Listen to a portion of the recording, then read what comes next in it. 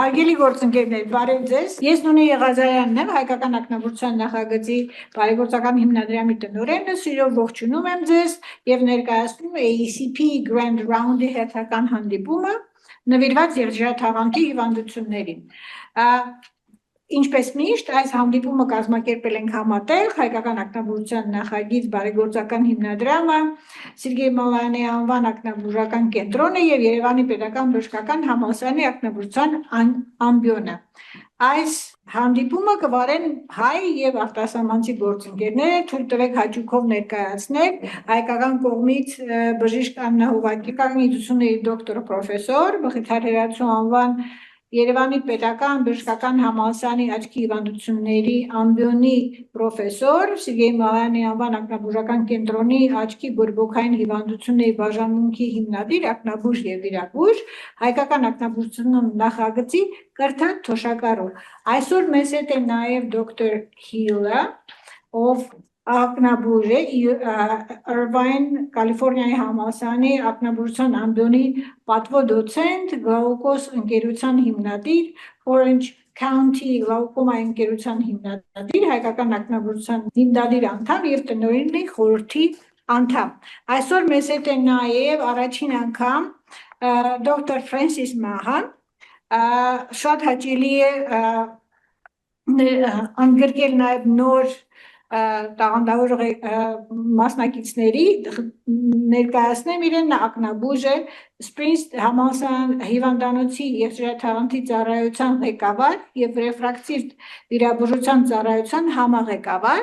Մեզ կմիանա այսօր նաեւ մի փոքր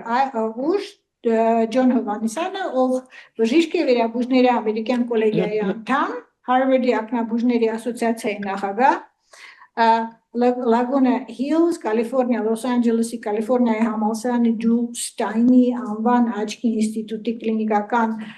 դասախոս, Հայկական ակնաբուժության նախագծի եւ տնօրենների խորհրդի փոխնախագահ։ Մեծ հաճույքով խոսքը փոխանցում եմ բժիշկ Հովակիմյանին այս հանդիպումը վարելու համար։ Բարև ձեզ հարգելի գործընկերներ, թույլ տվեք շնորհակալություն հայտնել Հայկական ակնաբուժական նախագծին, իդեմս Տիկին Եղիազարյանի եւ նրա գործընկերների, շնորհակալություն հայտնել Սերգեյ Մալայանի անվան ակնաբուժական կենտրոնին, մշտապես ցուցաբերած ինտելեկտուալ ծառայությունների համար իդեմս այսօրվա գործող տնօրեն Հովսեփ Միրոյանի, Մխիթար Հերացու անվան ակնաբուժության ամբիոնի աշխատակիցներին, նույնպես ցուցաբերած ինտելեկտուալ ծառայությունների համար իդեմս ամբիոնի վայրիչ Լիլիթ Ոսկանյանին, շնորհակալություն հայտնել մեր Միացյալ Նահանգներից մեզ միացած մեր գործընկերներին, ժամանակ տրամադրելու համար այսօր մասնակցելու եւ բնականաբար իրենց կոմենտարիաներով հանդես գալու համար, որը միշտ լինում է շատ արժեքավոր բոլորիս համար եւ անշուշտ շնորհակալություն բոլոր գործընկերներին, ովքեր այսօր այս պահին միացած են մեզ։ Իսկ մենք այսօր կներկայացնենք աչքի բորբոքային հիվանդությունների բաժանմունքում բուժված հիվանդների դեպքեր, ընտրել ենք կապտաթարախային ցուպիկով, լատիներեն պսևդոմոնաս հարուցիչի տեսակներով հարուցված կեռատիվների դեպքեր, ինչպես գիտեք, այս հարուցիչը համարվում է ամենավտանգավոր հարուցիչներից մեկը ակնաբուժության ոլորտում, որ երբեմն կարող է բերել ընդհուպ աչքի թափածակման կորստի։ Մենք ցույց կտանք մեր այս տարվա դեպքերը եւ կներկայացնենք նաեւ մեկ հետաքրքիր դեպք իմունային կեռատիտի, որը հարց է կարող ենք համարել մուրոնի խոց, պերիֆերիկ խոցոտող կեռատիտ, թե լևոֆլոքսացին դեղի 1 տարյա օգտագործման արդյունքում առաջացած տոքսիկ էֆեկտի արդյունք։ Այսօր կքննարկենք եւ անշուշտ մեր Միացյալ Նահանգներից միացած գործընկերները գուցե կօգնեն վերջնական ախտորոշման հանգելու համար։ Իսկ այժմ թույլ տվեք խոսքը փոխանցել մեր 3-րդ տարվա կլինիկական օրդինատոր Դիանա Դումանյանին, որը սկզբում կշարադի այն հարցերը, որոնց պետք է Հայաստանի մեր գործընկերները պատասխանեն, սա կրեդիտավորման համար է, ապա հանդես կգա իր զեկուցմամբ։ Խնդրեմ Դիանա։ Բարև բոլորին։ Հարց համար 1. Որ վիրահատական բուժման մեթոդը կարող է կիրառվել եղջերաթաղանթի կրկնվող էրոզիայի համախտանիշի դեպքում էպիթելի ավելի ամուր կպվածություն ապահովելու նպատակով։ A. Կերատոպլաստիկա, B. Առաջային ստրոմայի միկրոպունկցիա, C. Տրաբեկուլեկտոմիա, Միկրոպունկտուրա, ֆունկցիա չէ, միկրոպունկտուրա։ D. Վիտրեկտոմիա։ Երկրորդ հարցը. Ինչու են դոքսիցիկլինը եւ տետրացիկլինը սովորաբար կիրառվում եղջերաթաղանթային խոցերի բուժման ժամանակ։ Խթանում են արդյունքի արտադրությունը, արգելակում են մատրիքս մետալոպրոտեինազա ֆերմենտի արտադրությունը եւ կանխում ստրոմայի քայքայումը, ավելացնում են եղջերաթաղանթի հաստությունը, ուղղակիորեն ոչնչացնում են վիրուսային մասնիկները։ Հարց համար 3. Որն է եղջերաթաղանթի քերման հիմնական նպատակը ինֆեկցիոն կերատիտի դեպքում։ Հեռացնել նեկրոտիկ եղջերաթաղանթային հյուսվածքը, նվազեցնել ներակնային ճնշումը, հայտնաբերել հարուցիչ միկրոօրգանիզմը եւ որոշել դրա զգայունությունը անտիբիոտիկի հանդեպ, բարելավել եղջերաթաղանթի թափանցիկությունը։ Որն է պերիֆերիկ խոցոտվող կերատիտի ճիշտ բնորոշումը։ Եղջերաթաղանթի կենտրոնական այտուց էնդոթելի վնասմամբ, պերիֆերիկ եղջերաթաղանթի կիսալուսնաձև դեստրուկտիվ օջախ, դիֆուզ էպիթելիալ կերատիտ վիրուսային ինֆեկցիայով հարուցված եւ D. եղջերաթաղանթի դեգեներացիա։ Համակարգային որ հիվանդության հետ է առավել հաճախ ասոցացվում պերիֆերիկ խոցոտվող կերատիտը։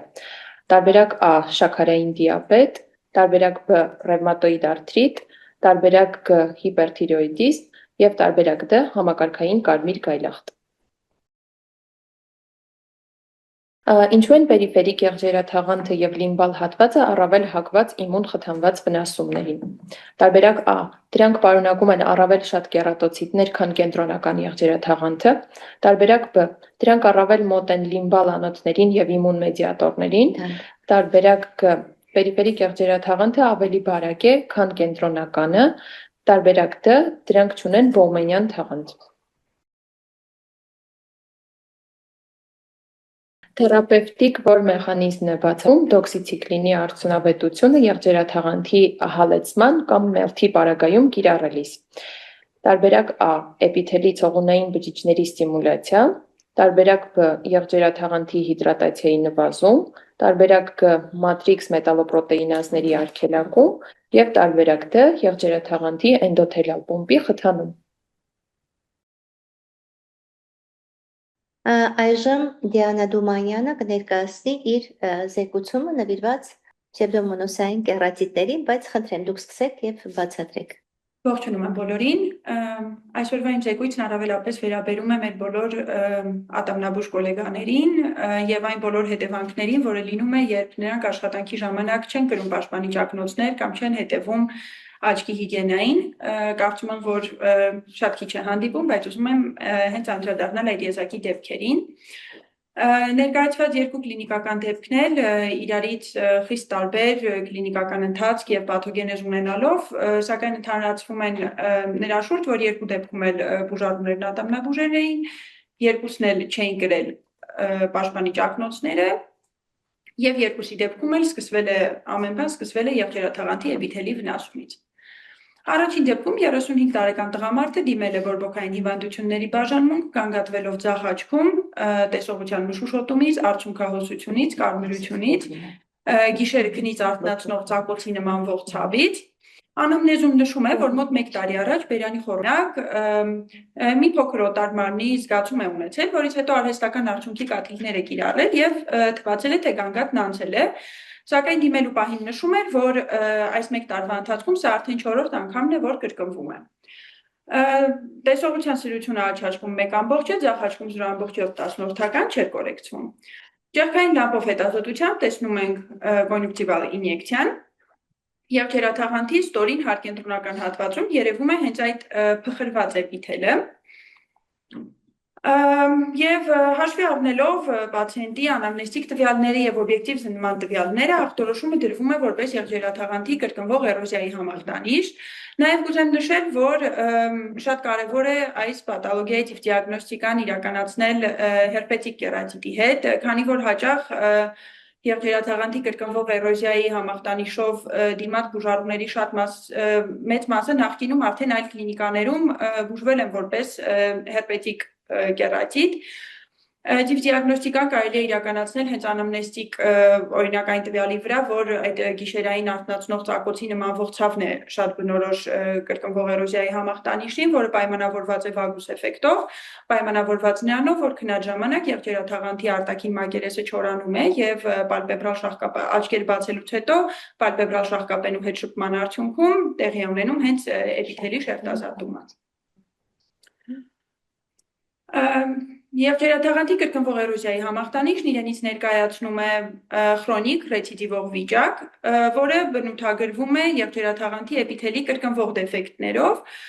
պատճառը եղջերաթաղանթի էպիթելի եւ բազալ մեմբրանի միջև աթեզիայի խանգարումն է։ Ռիսկի գործոններն են նախկինում ունեցած եղջերաթաղանթի տրավմաները, խոսքը վերաբերում է այն մակերեսային տրավմաներին, օրինակ թղթով կամ եղունգով առաջացած տրավմաները, էպիթելիալ բազալ մեմբրանի դիսֆունկցիաներին, չոր աչքի համախտանիշին, դիաբետիկների մոտելինում պայմանավորված իներվացիայի խանգարմամբ, կոպերի հիվանդություններով եւ կոնտակտային լինզա կրողների մոտ։ Սիրելի տեղամասը էպիթելի վնասման կենտրոնական կամ ստորին հարկենտրոնական հատվածն է կամ բոլոր այն հատվածները, որոնք նախկինում եղել են վնասված։ Պաթոգենեզի հիմքում ընկած է բազալ մեմբրանի անբավարար ձևավորումը եւ հեմիդեսմոսոմների դեֆեկտը, որն էլ հենց բերում է էպիթելի կայունության խանգարմանը եւ նրա շատ հեշտ շերտազատմանը։ Բուժման հիմքում ընկած են, այստեղ այդ պունկտը հետ է եկել, ընկած են տեղային մեղմ ստերոիդների կիրառումը, FML աչքի կաթիլների ձևով, մատրիքս մետալոպրոտեինազայի ինհիբիտորները, նշանակում են կորալդոքսիցիկլին, տեղային տետրացիկլինի աչքի քսուկ, արհեստական արդյունքի կաթիլներ, որպես լրացուցիչ բուժում կիրառվում են նաև շիճուկային եւ ինսուլինային կաթիլները, եւ այս ամենի արդյունքում, եթե կրկին ռեցիդիվման դեպքեր ենք ունենում, կիրառվում է որպես վիրաբուժական բուժում առաջային սեգմենտի միկրոպունկտուրան, որն իրենից ներկայացնում է ինսուլինային 20-25 գեյջ ասեղով հարվածներ են հասցվում բացառությամբ օպտիկ զոնայի, որը բերում է ռեգեներացիայի լավացմանը եւ էպիթելի եւ բազալ մեմբրանի միջև աթեզիայի կայունացմանը։ Այստեղ տեսնում ենք բուժումից մեկ ամիս անց աչքի նկարը։ Երկրորդ կլինիկական դեպքը նախորդից խիստ տարբերվում է իր բարդությամբ, 30 տարեկան տղամարդը դիմել էր ձախ աչքում սաստիկ ցավով, թարախային արտադրությամբ, կարմրությամբ, նշում էր, որ նախորդ օրը կրկին առանց պաշտպանի ճակնոցների բերանի խոռոչում աշխատելիս պլոմբայի կտորն ընկել է աչքի մեջ, նշեմ նաև, որ պացիենտը ունի ցածր աստիճանի կարճատեսություն եւ աշխատելու ժամանակ եղել է կոնտակտային լինզաներով, այդ պահին չի հանել լինզաները, չի լվացել եւ միայն ուշ երեկոյան քնելուց առաջ մոտ 7-8 ժամ անց նոր լինզաները հանել է, հաջորդ օրն առավոտյան արթնացել է արդեն սաստիկ ցավերով, դիմել է տեղամասային պոլիկլինիկա, որտեղից անմիջապես ուղղորդվել է բժիշկ Հովակիմյանի մոտ։ Տվյալ պահին ճեղքային լամպով տեսնում են կոնյունկտիվալ խիստ արտահայտված ինյեկցիա, եղջերաթարախային արտադրություն, եղջերաթաղանթի էպիթելի դեֆեկտ, կենտրոնական օղակաձև ինֆիլտրատ, հիպոպիոն, ստրոմալ եւ էպիթելի տոտալ այտուց։ Եվ որպես նախնական մենք նայելով այս օղակաձև ինֆիլտրատին եւ հաշվի առնելով պացիենտի կոնտակտային լինզա կրելու հանգամանքը, ենթադրում ենք, որ միգուցե մենք գործ ունենք կապտաթարախային ցուպիկի հետ, միգուցե այստեղ ականտամեոբա կարող է լինել, հերպետիկ նեկրոզվող կերատիտ կարող է լինել, եւ որպես նախնական բուժում անմիջապես իրականացվել է քերուկցանք եւ մինչ պատասխանը կստանանք, մենք նշանակել ենք այդ պահին բաժնում ունեինք նախկին պացիենտի բուժումից հետո պրոլենի անտիսեպտիկ լուծույթ դա է նշանակվել, այլ անտիսեպտիկներից բետադին 1%-անոց, քլորհեքսիդինից 0.2%-անոց աչքի կաթիլներ, կրկին որպես MMP ինհիբիտորներ նշանակվել է օրալդոքսիցիկլին, տետրացիկլին, ցիկլոպլեգիկներ են նշանակվել, արհեստական արդյունքի կաթիլներ Եվ հենց հաջորդ օրը մենք զանգահարեցինք լաբորատորիա, բժշկից ուզում էինք ճշտեինք հնարավոր է նախնական որևէ ինֆորմացիա լինի, թե ինչ ապակու վրա ինչ կուլտուրա է զարգացել, եւ ասեցին, որ նմանվում է կապտաթարախային ցուպիկի պսևդոմոնասի եւ մենք իմանալով որ ամենից շատ զգայունությունը լինում է տոբրամիցինի եւ ցիպրոֆլոքսացինի հանդեպ նշանակեցինք տոբրեքս աչքի կաթիլներ ժամը 1 եւ ցիպրոֆլոքսացին ներերակային ներարկումներ Իզարմանս բոլորի գալիս է պատասխանը հայտնաբերված միկրոբը պսևդոմոնաս, սակայն կայուն է եկել եւ տոբրամիցինի եւ ցիպրոֆլոքսացինի հանդեպ պսևդոմոնաս արուգինոզա եւ զգայունությունը տվել է ցեֆտրիաքսոնի հանդեպ, իմիպենեմ, մերոպենեմ եւ պոլիմիքսին B Այստեղից աչքի կաթիլների ձևով միայն պոլիմիքսին B կարող էր լինել եւ բարեբախտաբար կրկին նախորդ մեր բուժված պացիենտից ով արտերկրից էր հայթայթել տվյալ տեղը բաժանմունքում կար պոլիմիքսին B Եվ մենք նշանակեցինք պոլիմիքսին B ժամը 1 կաթեցնելու, ավելի շուտ 30 րոպեն 1 կաթեցնելու եւ ցիպրոֆլոքսացինը փոխարինեցինք արդեն ցեֆտրիաքսոնի ներերակային ընդունման համար։ 3 օր անց պացիենտը գալիս է նման պատկերով, թվում է թե որոշ դրական դինամիկա կա, սակայն ընդհանուր հաշվով բացակայում է միայն լորձաթարախային արտադրությունը, որը անտիսեպտիկների ֆոնի վրա է գուցե Տեսնում ենք եղջերաթաղանթի կենտրոնական հյուսվածքի լիզիս, նեկրոզ, նաև ավելացել է գրեթե թափածակման վտանգ կա պերֆորացիայի, տեսնում ենք ստորադիր ծիածանաթաղանթը թափանցում է եւ այդ հյուսվածքի շուրջը արկա է հարհյուսվածքային ինֆիլտրատի շուրջ արկա է արտահայտված այտուց Եվ պացիենտն արդեն 3 օր անց գանգատվում է գիշերային սաստիկ ցավերից, այսինքն այստեղ ունենք նաև զուգակցված սկլերիտ Բուժման մեջ փոփոխություններ են արվում եւ սկլերիտի հետ կապված նշանակվում են նաեւ իբուպրոֆեն, հաբեր 400 մգ-ից օրը 2 անգամ։ Պացիենտի աչքը մոտ 3 շաբաթ անց այդ բուժման ֆոնին մի փոքր դրական դինամիկա կա, սակայն ստորին հատվածում ինֆիլտրատի շուրջ առաջացած այտուցը գրեթե այսինքն մոտեցել է լիմբին, վերին հատվածում գրեթե մոտենում է լիմբին եւ շատ մեծ անհանգստություն ունենք, որ գուցե ինֆեկցիան թափանցի սկլերա եւ որոշում կայացվեց, որ 1-2 օր էլ հետևենք եւ իրականացվի vision graft թափանցող կերատոպլաստիկա Այստեղ արդեն քանի որ սկլերիտի հետ կապված ցավերը հանգիստ չէին տալիս պացիենտին, որոշում կայացվեց ռիսկի գնալ եւ բուժմանն ավելացնել պերոս ընդունման պրեդնիզալոն 50 մգ, նաեւ այս փուլում բուժմանն ավելացվում են ինսուլինային աչքի կաթիլներ եւ շիճուկային աչքի կաթիլներ, որպես էպիթելիալ աճման գործոն լավացնող Պացիենտը 2 օր անց պետք է մոտենար եւ զանգով տեղեկացնում է, որ կարծես մի փոքր դրական դինամիկա կա եւ մոտենում է 7 օր անց նման պատկերով ի ուրախություն բոլորիս սկլերիտը մի փոքր մեղմվել է, տեսնում ենք ստորին լիմբից եկող արկայի անոթավորում, որ խոսում է հնարավոր դրական դինամիկայի մասին, մի փոքր նաեւ այտուցն է նվազել եւ լիմբից ավելի հեռացել համեմատած նախորդ այցի Սա արդեն 7 շաբաթ անց կարելի ասել, որ այս պացիենտի մոտ աչքը սկսեց բուժմանի ենթարկվել 5 շաբաթ անց, արդեն 7 շաբաթ անց արկա է մեղմ սկլերիտ, հիպոպիոն չունենք, արկա է եղջերաթաղանթի ձևավորված անոթավորված սպի, Այս փուլում նաև ավելացրեցինք վիտամին C պերոս ընդունման 500 մգ-ից 2 անգամ որպես անտիօքսիդանտ, ավելի նուրբ սպի ձևավորելու նպատակով Եվ ահա պացիենտի աչքը ընդհանուր բուժումից մոտ 6-ից 8 ամիս անց այս փուլում պահպանվել էին տեղային մեղմ ստերոիդներ, FML աչքի կաթիլների ձևով, որոնք փոխարինվել են վիզուսոլի եւ կաթեցնում է արհեստական արդյունքի կաթիլներ, այստեղ տեսնում ենք, որ մեղմ ստերոիդների ֆոնին անոթները մի փոքր հետ են զարգացել, սպին տեղ-տեղ մաշվել է եւ պլանավորվում է 1 տարի լրանալուն պես իրականացնել թափանցող կերատոպլաստիկա տեսողության վերականգնման նպատակով Քանի որ կապտաթարախային ցուպիկը համարվում է ամենասարսափելի ինֆեկցիաներից եւ այս տարի բաժնում եւս 2 դեպք ենք ունեցել, շատ հակիրճ կուզեմ ներկայացնել դրանք Այս դեպքում կինը դաշտում գործանելու ժամանակ նկատում է, որ ինչ նյութով որով աշխատում էր, այդ նյութն ընկել է աչքի մեջ, առաջին օրը գալիս է այդ պատկերով Նշանակվում են անտիբիոտիկային կաթիլներ, անտիսեպտիկ լուծույթներ, տետրացիկլին, MMP ինհիբիտորներ են նշանակվում եւ պացիենտը 2 օր անց գալիս է այսպիսի պատկերով օղակաձևի ֆիլտրատ, հիպոպիոն, թարախային արտադրություն, ստրոմատոդալ այտուց, կատարվում է քերուկ ցանց։ Պատասխանը գալիս է, որ գործ ունենք պսևդոմոնաս էրուգինոզայի հետ, սակայն բուժմանը ոչ մի կերպ չէր ենթարկվում եւ կատարվում է vision graft թափանցող կերատոպլաստիկա։ Այստեղ տեսնում ենք արդեն vision graft-ն անելուց 3 շաբաթ անց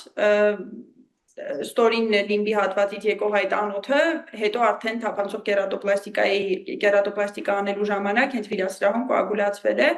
եւ կատարվել է կերատոպլաստիկան, այստեղ տեսնում ենք պացիենտը հիմա հենց հսկվում է մեր կողմից, տրանսպլանտանտը թափանցիկ է, բիբը ձև է, պայմանավորված թարախային բորբոքման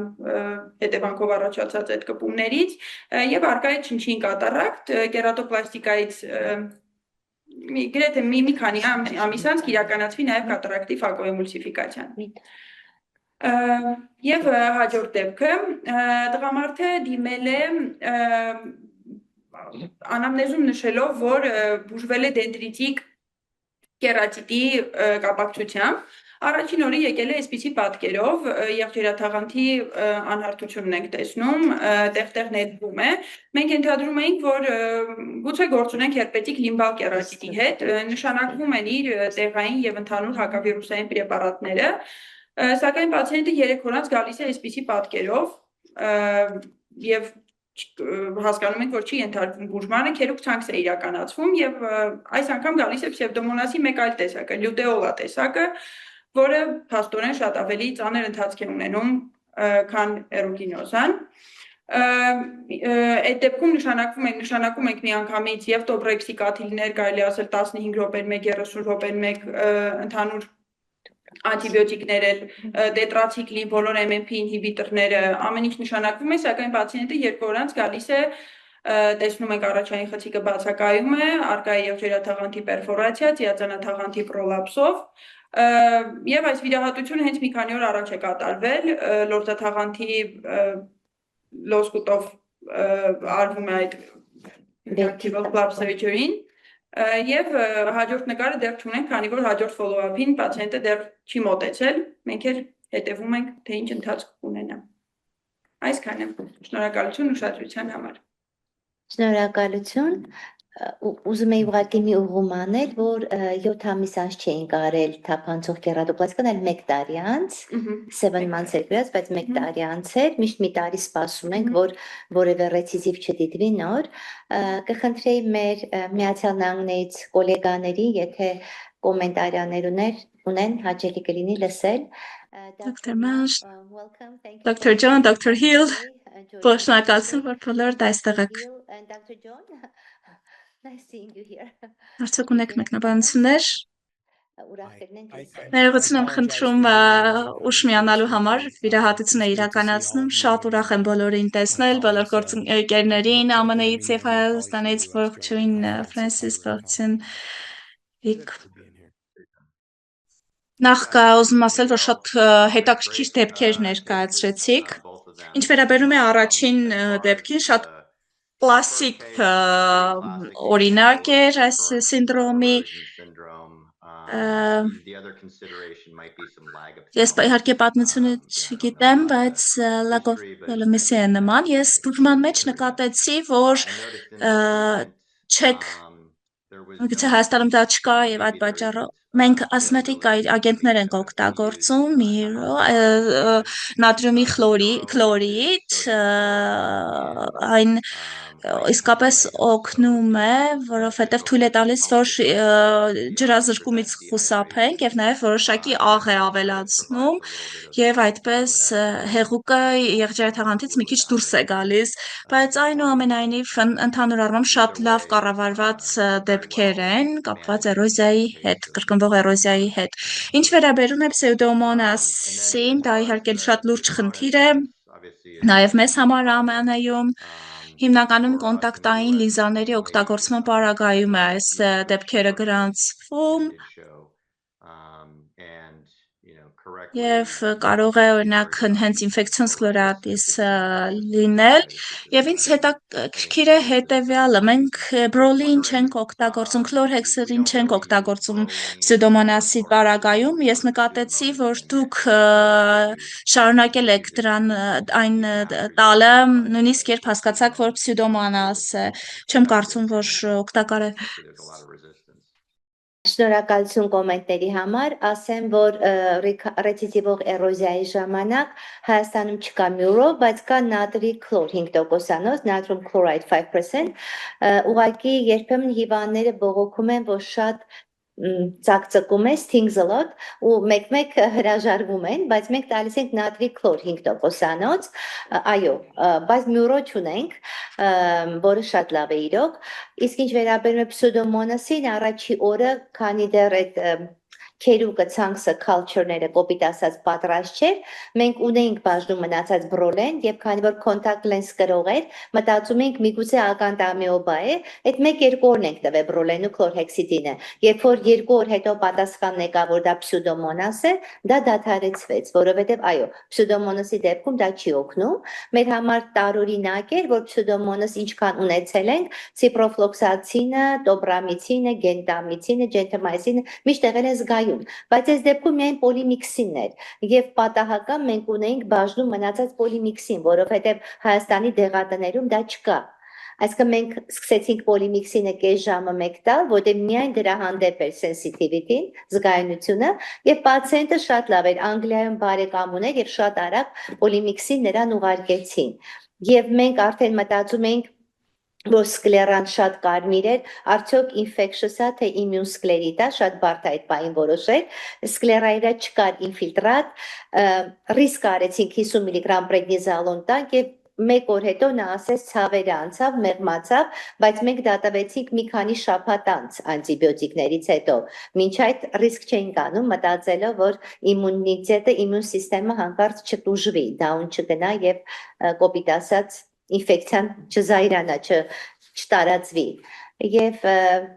իր պարագայում արդեն մտածում ենք vision graft անենք տեկտոնիկ կերատոպլաստիկա, որ աչքը փրկենք, բայց բարեբախտաբար ենթարկվեց, ուսի սպասում ենք 1 տարի լրանա եւ եւի սեպտեմբերին ACP մեր կոնֆերանսի ժամանակ արդեն ցույց կտանք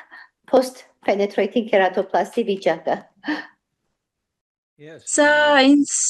հիշեցնում է, թե ինչքան խնդիրներ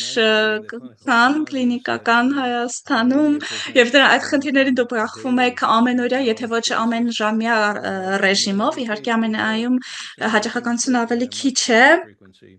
Դուք իրականում շատ լավ աշխատանք եք կատարում։ Այո, ստոմատոլոգները իրականում շատ հիվանդությունների են ենթարկվում, օրինակ հեպատիտի, հետ են շփվում հերպեսի հետ եւ ես եւս հարց ունեմ կապված քլորհեքսադինի հետ ինչ փորձ ունեք կապված քլորհեքսադինի հետ Մենք իրականում տեղային բետադին ենք օգտագործում, որը ցույց է տվել, որ շատ օգտակար է, հատկապես հակավեժև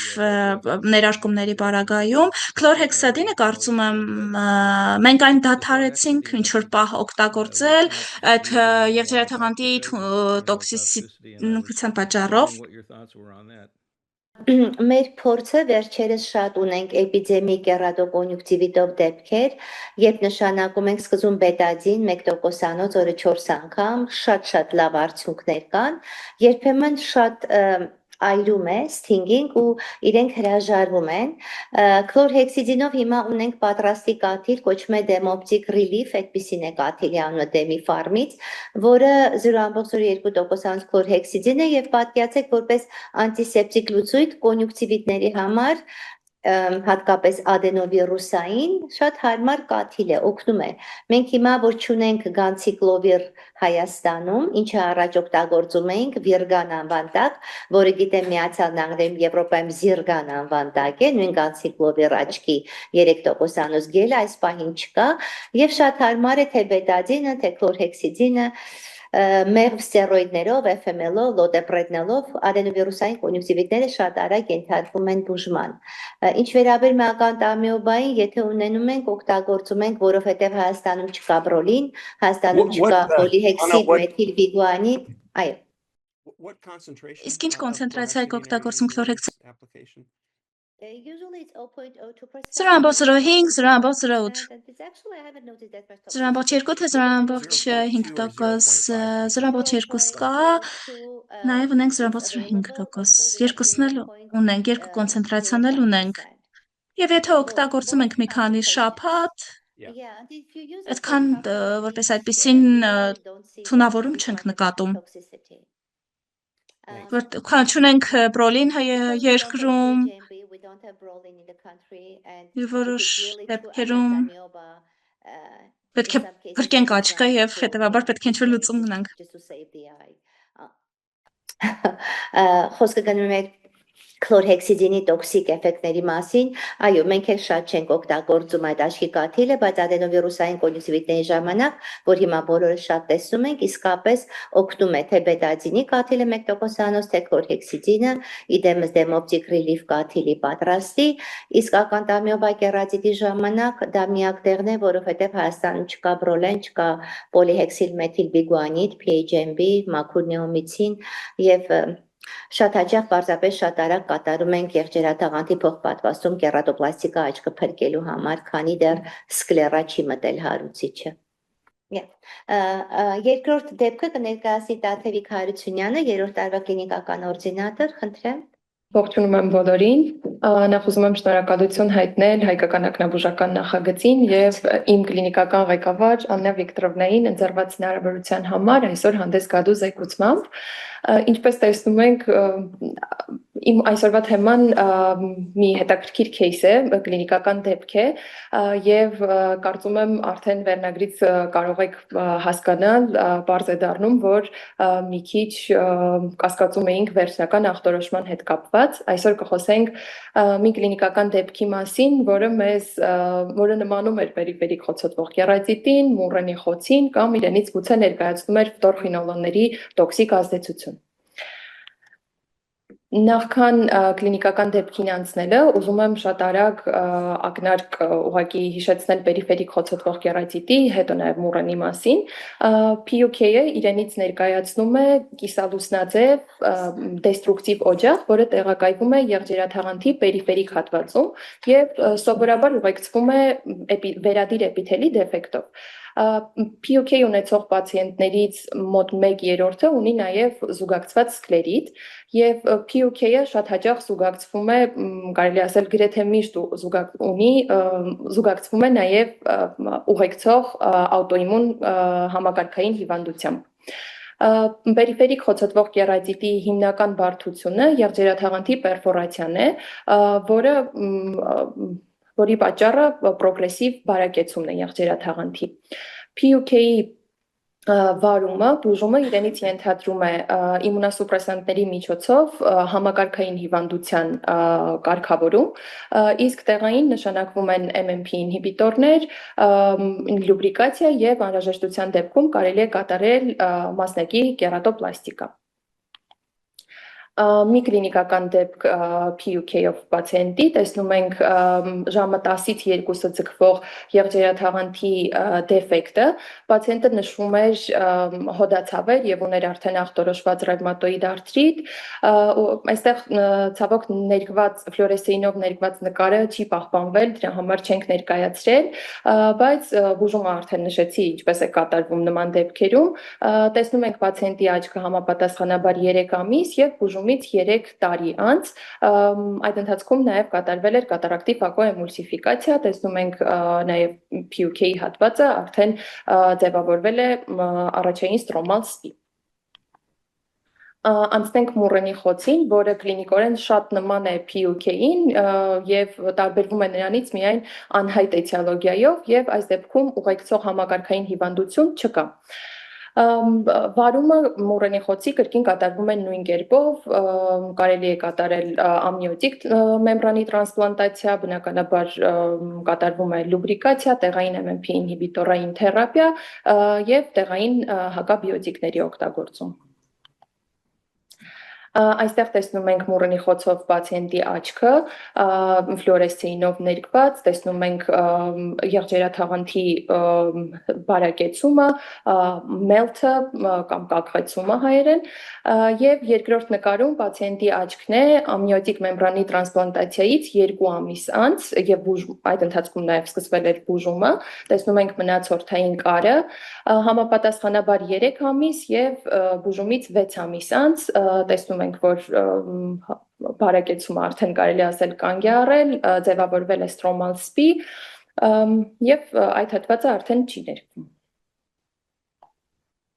Անցնելով մեր կլինիկական դեպքին, նախ ուզում եմ նշել, որ բոլոր նկարները տեղադրվել են պացիենտների համաձայնությամբ։ Մալայանի անվան ակնաբուժական կենտրոն էր դիմել 65 տարեկան կին 2025 թվականի սեպտեմբերին եւ ուղղորդվել էր այլ հիվանդանոցից, որտեղ ըստ իր խոսքերի 1 տարի առաջ կատարվել էր վիրահատություն տրիխիազի կապակցությամբ։ Վիրահատությունից հետո առաջացել էր ակնային աչքի մակերեսի բորբոքում, որի համար նշանակվել էր լևոֆլոքսացին աչքի կաթիլ։ Խոսքը ձախ աչքի մասին է։ Տեսնում ենք, որ պացիենտը թեև 65 տարեկան էր, բայց ավելի տարեց է երևում, ունի ցածր մարմնի զանգվածի ինդեքս, կարելի է ասել շատ փխրուն տեսք եւ արտահայտված կիֆոս։ Ճեղքային լամպով դիտելիս տեսնում ենք եղջերաթաղանթի ծալքերը, որոնք հիպոտոնիայի վկայությունն են, տեսնում ենք իմուն հիպոպիոնը, աչքը կարմիր չէր, ինչը բնորոշ է իմուն խոցերին, եւ այս դեպքում իսկ օրինակ ինֆեկցիոն խոցերի դեպքում կլիներ ավելի կարմիր, կլիներ լորձաթարախային արտադրություն, տեսնում ենք ամենակարևորը եղջերաթաղանթի գրեթե 95% բարակեցումը եւ ֆլուորեսցեինով ներկելիս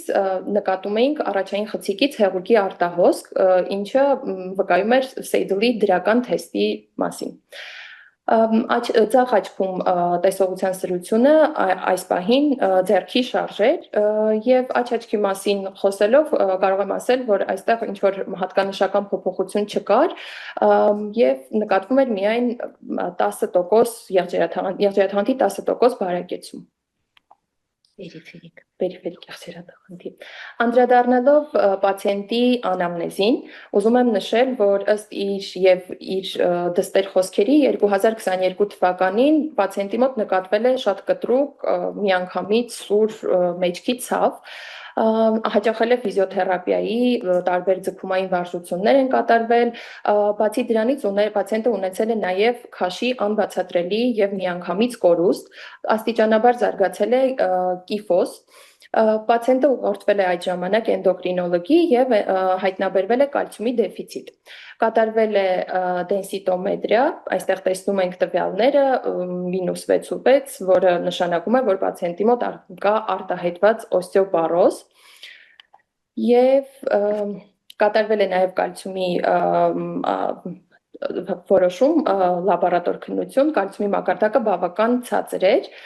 Եվ նաև նշանակալի 2025 թվականին պացիենտի մոտ իրականացված պարաթիրոիդ ուռուցքի հեռացում։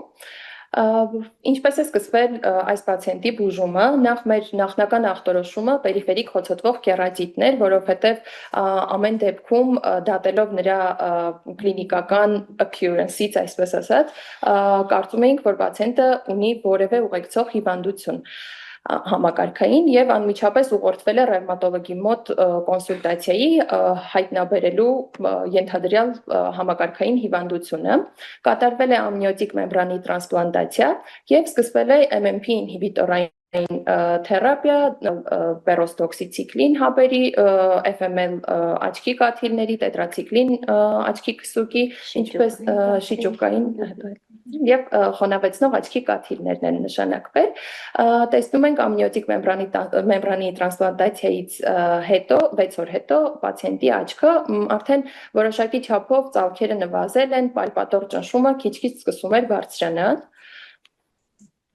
Սա պացիենտի աչքն է թերապիայի վիրաբուժությունից եւ բուժումների սկզբից 3 շաբաթ անց։ Ուզում եմ նշել, որ այդ ընթացքում պացիենտը արդեն հասցրել էր լինել ռևմատոլոգի մոտ կոնսուլտացիայի, հանձնել էր հնարավոր բոլոր լաբորատոր թեստերը ռևմատոլոգիական որևէ խնդրի հայտնաբերման համար եւ բոլորը, ինչպես տեսնում ենք, բացասական են։ Այստեղ ուզում եմ նշել, որ ամնիոտիկ մեմբրանի տրանսպլանտացիայից առաջ հենց վիրասրահում կատարվել է PCR հետազոտություն, քերուկ, ցանց եւ դրանք եւս եկել են բացասական, այսինքն մեր իմունային կեռածիտ ախտորոշումը ամեն դեպքում եւս մեկ անգամ հաստատվեց։ Ինչպես տեսակ նախորդ նկարում, նաև պացիենտի աչքի վիճակը բավական բարելավել է, տեղադրվել է կոնտակտային ոսպնյակ, նշանակվել են այս փուլում արդեն ինսուլինային եւ շիճուկային կաթիլներ եւ սա պացիենտի աչքն է բուժման սկզբից 9 շաբաթ անց, տեսողության սրությունը բարձրացել էր մինչև 0.1 կամ 20/200-ի։ Տեսնում ենք, որ ձևավորվել է սպին, ներկելիս արդեն այլևս չենք տեսնում առաջային խցիկի ցեղուկի արտահոսք եւ վիճակը կայուն է պացիենտի։ Հաշվի առնելով պացիենտի ընդհանուր տեսքը, կարելի է ասել, մենք դեռ չէինք կողմնորոշվում եւ մեր կլինիկական օրդինատորներից մեկն էլ առաջարկեց մի վարկած, արդյոք չի կարելի համարել, որ այս պացիենտի մոտ առկա է ինչ-որ մետաբոլիկ խնդիր, որը նպաստել է պերիֆերիկ խոցոտվող կեռատիտի առաջացմանը։ Եվ մենք մեր հարցը հղեցինք Կեռանետ համաշխարհային ֆորումին, որին հաղորդակից ենք դարձել, կարելի է ասել, դոկտոր Ջոն Հովհաննիսյանի շնորհիվ, ինչի համար շատ շնորհակալ ենք, եւ փորձեցինք այնտեղ գտնել մեր պատասխանները, գուցե ինչ որ մենք չենք հանդիպել բնականաբար, բայց հնարավոր է աշխարհում ինչ որ մի ակնաբույժ հանդիպել է նման պաթոլոգիա, որ մետաբոլիկ հիվանդություն որևէ ուղեկցի։ Եվ այստեղ բժիշկ Հումեյր Խանը եւ Մինաս Կորոնեոն մեզ պացիենտին նշանակվել էր աչքի մակերեսի ինֆեկցիա վարակի բորբոքման համար լևոֆլոքսացին, որը նա կաթեցրել էր տևական ժամանակ, գրեթե 1 տարի։ Նրանք խորհուրդ տվեցին շեշտը դնել հենց լևոֆլոքսացինի տևական կիրառման վրա, որովհետև լևոֆլոքսացինը համարվում է, ֆտորխինոլոնները համարվում են MMP ակտիվատորներ եւ հատկապես այսպիսի պացիենտի մոտ, որ որևէ ուղեկցող հիվանդություն ունի այս տարիքում, դա առավել արտահայտված կլիներ։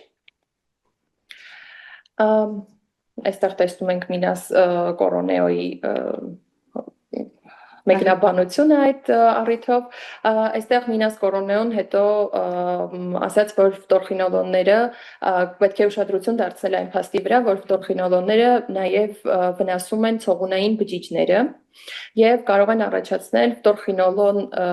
ասոցացված disability syndrome, որը բավական նոր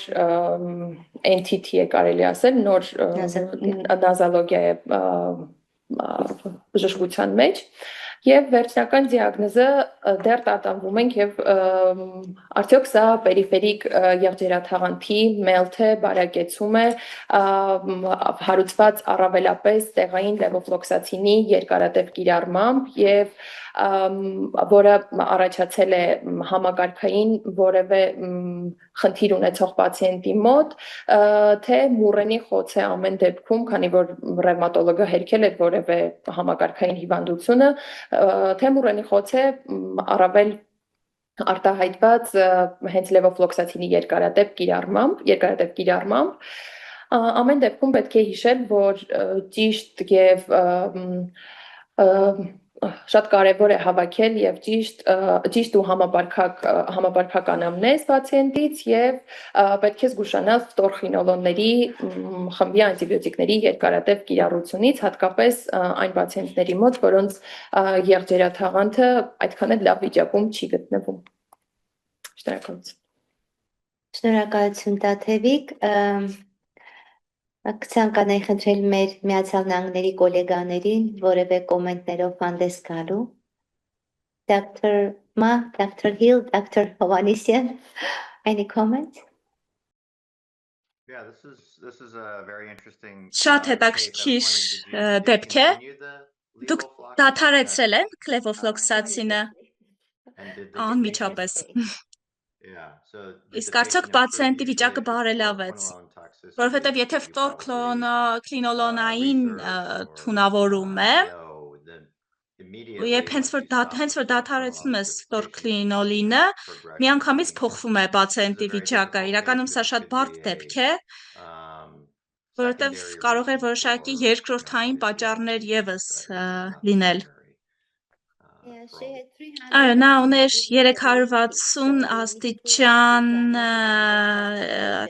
հոսքլի, մենք միանգամից տրանսպլանտացիա արեցինք, լևոֆլոքսացինը միանգամից դադարեցինք, MMP ինհիբիտորները սկսեցինք օգտագործել, ինսուլինի եւ մի շաբաթում վիճակը բարելավեց, շատ լավ է։ Իսկ արյան թեստերը չհասցրեցի կարդալ։ Իմիջիայլոց շատ լավ պրեզենտացիա էր, շնորհակալություն եւ Դիանայինը եւ այս մեկը հիանալի աշխատանք եք կատարել։ Իսկ արդյոք արյան թեստերից մեկը հակամարմնային թեստ էր։ Գրինոմալատոզիտեմ, այո։ Ռևմատոլոգը բացառել է ռևմատոլոգիական պատճառները։ Մեզ թվում էր, թե ինչ-որ ռևմատոլոգիական պատճառ կլինի, բայց չկար փաստացիորեն։ Ինձ թվում է ֆտորքլինոլոնային թունավորման հետ միգուցե գործ ունենք, առնվազն այդ կատեգորիայում է։ Իսկ այդ նախորդ բուժումներում արդյոք մենք նախկինում ասում ենք անում ենք կոնյուկտիվայի ռեցեսիա, դա այս դեպքերում արել եք։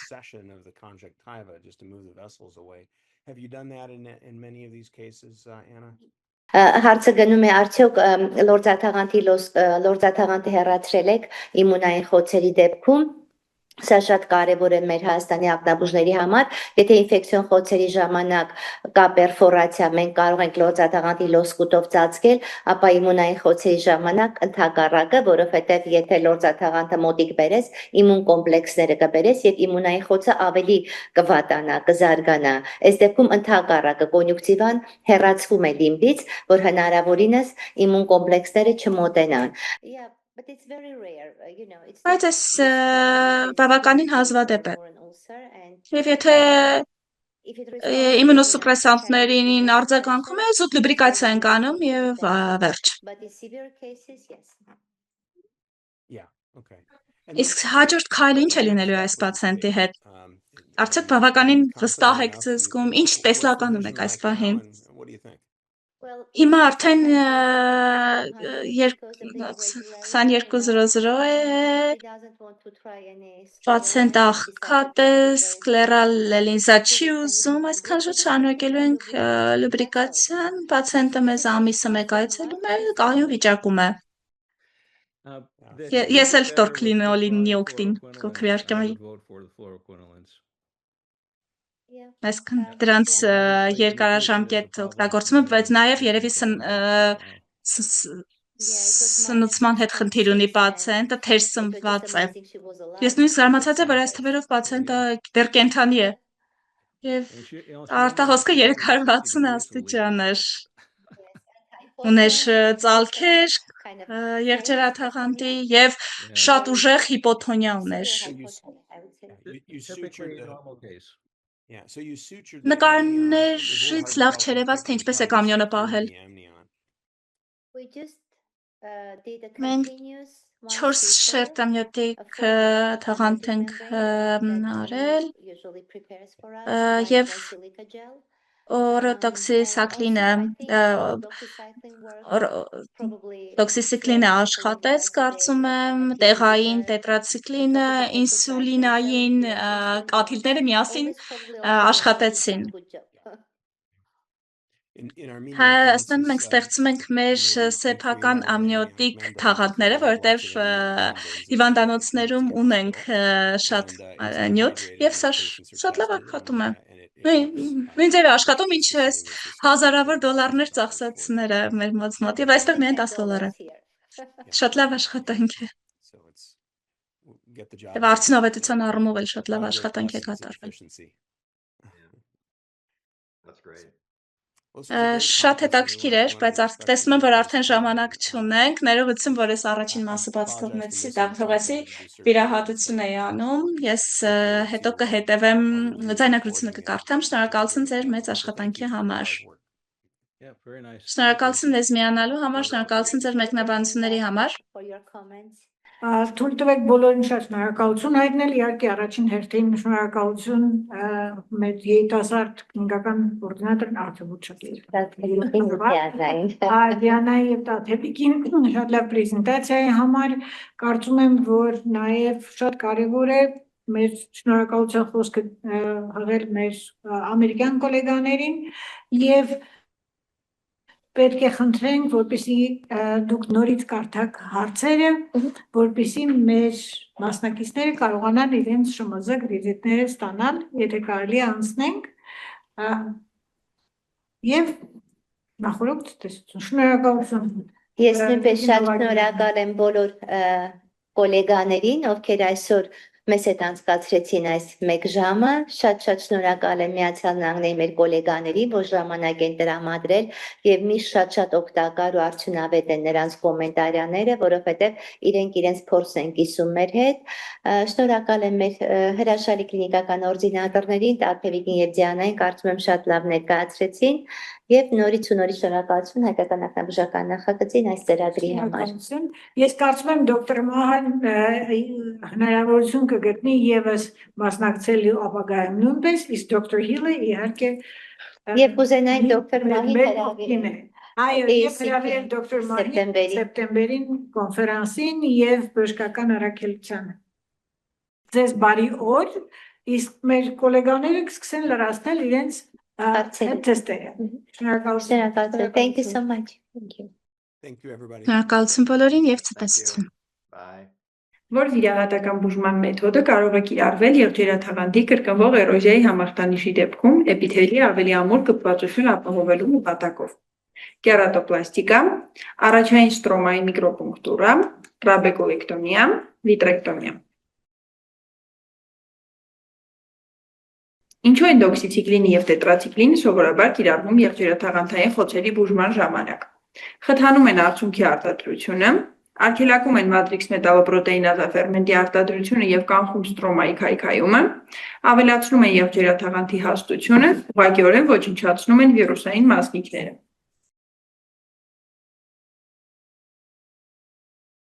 Որն է եղջերաթաղանթի քերման հիմնական նպատակը ինֆեկցիոն կերատիտի դեպքում։ Հեռացնել նեկրոտիկ եղջերաթաղանթային հյուսվածքը,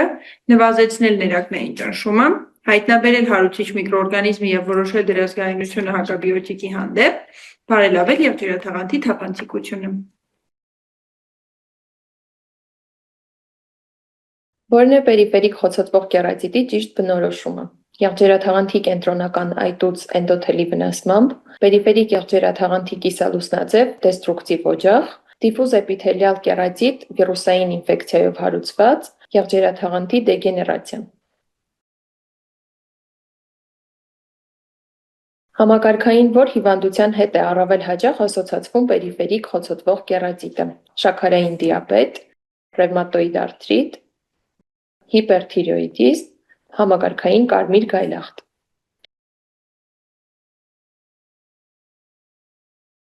Ինչու են պերիֆերիկ եղջերաթաղանթը եւ լիմբալ հատվածը առավել հակված իմուն խթանված վնասումներին։ Դրանք պարունակում են առավել շատ կերատոցիտներ, քան կենտրոնական եղջերաթաղանթը Դրանք առավել մոտ են լիմբալ անոթներին եւ իմուն մեդիատորներին։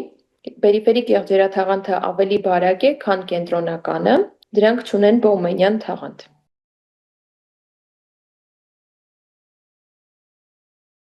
Թերապևտիկը որ մեխանիզմն է բացատրում դոքսիցիկլինի արդյունավետությունը եղջերաթաղանթի հալեցման կամ մելքի պարագայում կիրառելիս։ Էպիթելի ցողունային բջիջների ստիմուլյացիա, եղջերաթաղանթի հիդրատացիայի նվազում,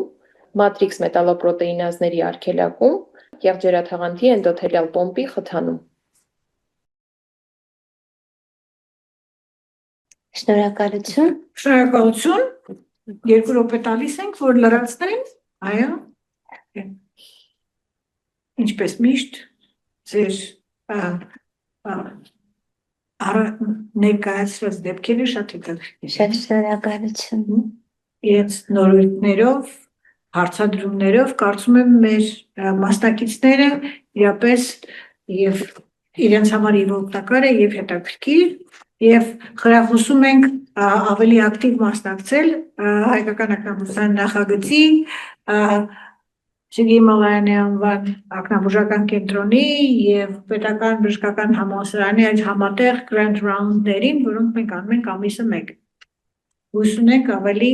ակտիվ մասնակցություն հաջորդ անգամ ևս։ Շնորհակալություն եւ տեսություն բոլորին։